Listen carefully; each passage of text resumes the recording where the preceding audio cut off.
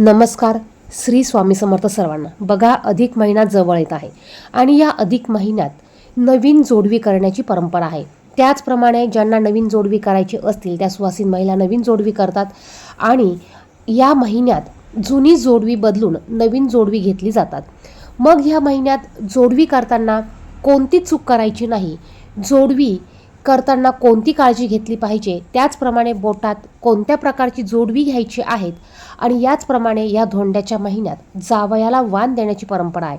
जावयाला वाण काय द्यावे, कसे द्यावे, त्याचप्रमाणे 33 या संख्येमध्येच वाण का द्यावे, अशी बरीच माहिती आपण या व्हिडिओमध्ये पाहणार आहोत. तेव्हा व्हिडिओ कुठेही स्किप करू नका, संपूर्ण बघा.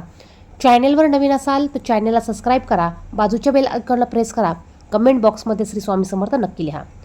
प्रत्येक 3 वर्षांनी येणाऱ्या या अधिक मासाला पुरुषोत्तम मास म्हणून देखील ओळखलं जातं.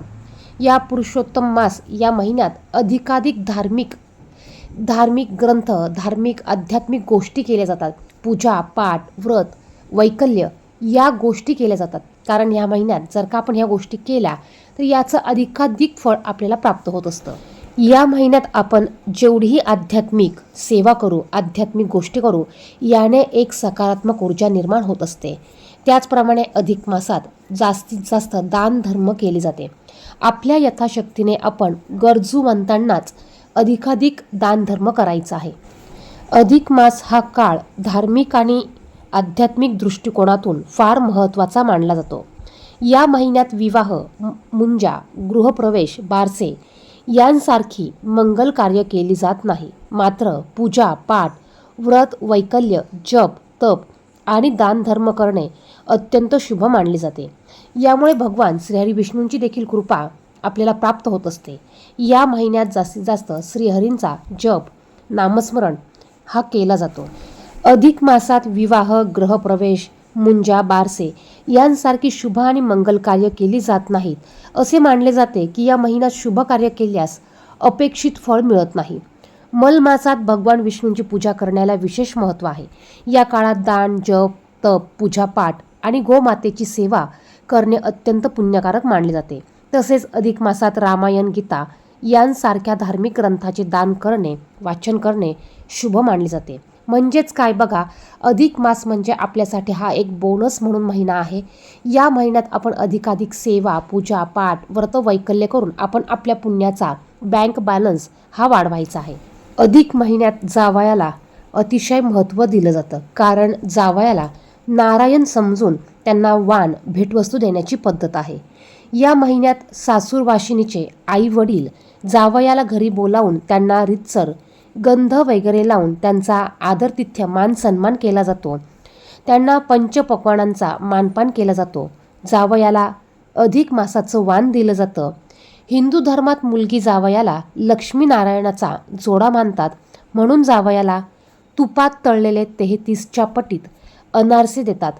एका चांदीच्या अथवा तांब्याच्या तामणात अनारसे ठेवून त्यावर तांब्याचा किंवा चांदीचं निरांजन ठेवून तो लावून जावयाला दिलं जातं.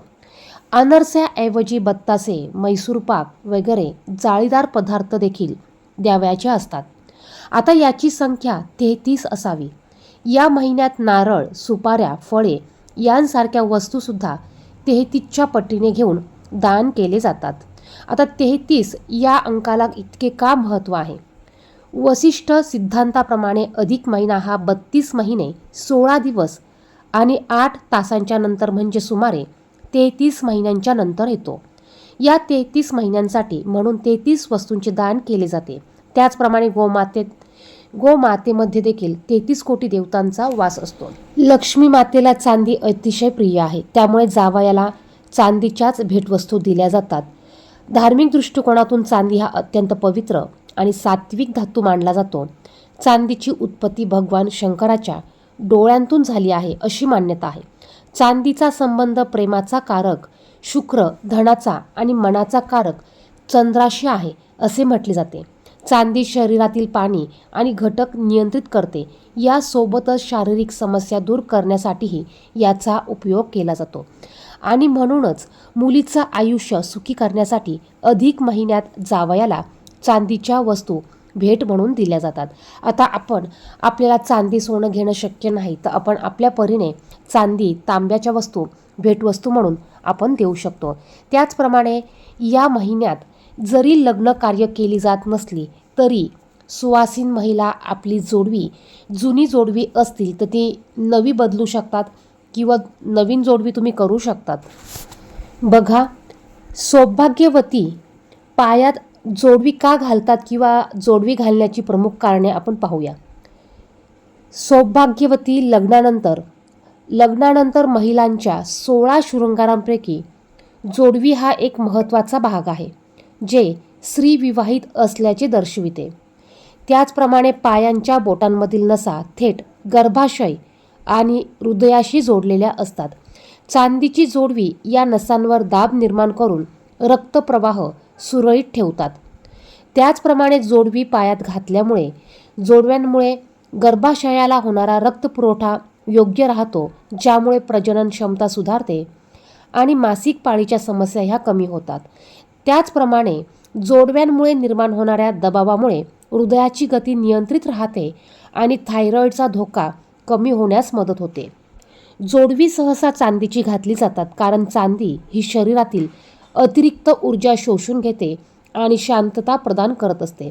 बघा, जोडवी अनेक प्रकारची मिळतात. साधी, स्टीलची म्हणजे वेगवेगळ्या धातूंची जोडवी मिळतात.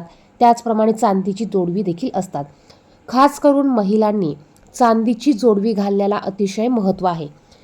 तुम्ही साधी जोडवी जरी घालत असला, बघा, साधी जोडवी अगदी 20 रुपयांपासून आपल्याला मिळतात. अगदी चांदीची जोडवी तुम्ही 20 रुपयांपासून ते 500, 1000 रुपयांपर्यंत तुम्ही घेऊ शकतात. आता विवाहित महिला पायात जोडवी घालतात, यामागे धार्मिक, सांस्कृतिक आणि वैज्ञानिक कारणे आहेत. हे सौभाग्य आणि लग्नाचे प्रतीक देखील मानले जाते.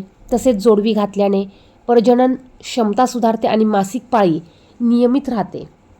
याचप्रमाणे बरेच असे फायदे महिलांना जोडवी घातल्याने होत असतात. पूर्वी आवर्जून चांदीची जोडवी पायात घातली जात असत. त्यावेळी पायातील बोटात 2, 5, 7 वेड्यांची जोडवी पाहायला मिळायची. मात्र आता यात स्टील, मेटलची जोडवी ही बाजारात अगदी ट्रेंडमधील फेरीवाल्यांकडून सहज मिळत आहे.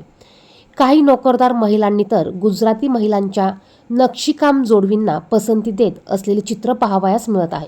आता कमी वजनाची नाजूक जोडवी, विविध आकारांची मणी, घुंगरू, नक्षीकाम अशा अनेक आकारातील वजनात जोडवी बाजारात उपलब्ध आहेत.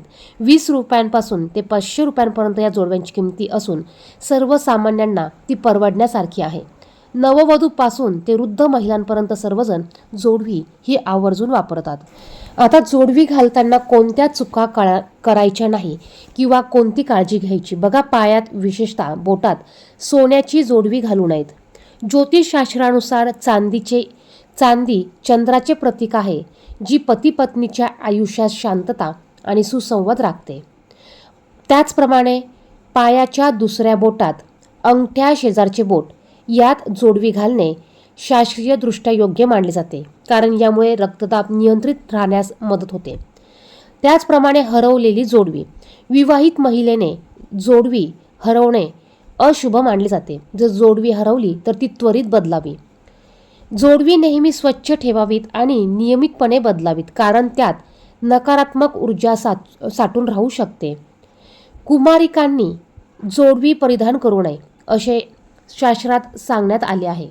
जोडवी घालताना दोन्ही पायात जोडवी परिधान करावी.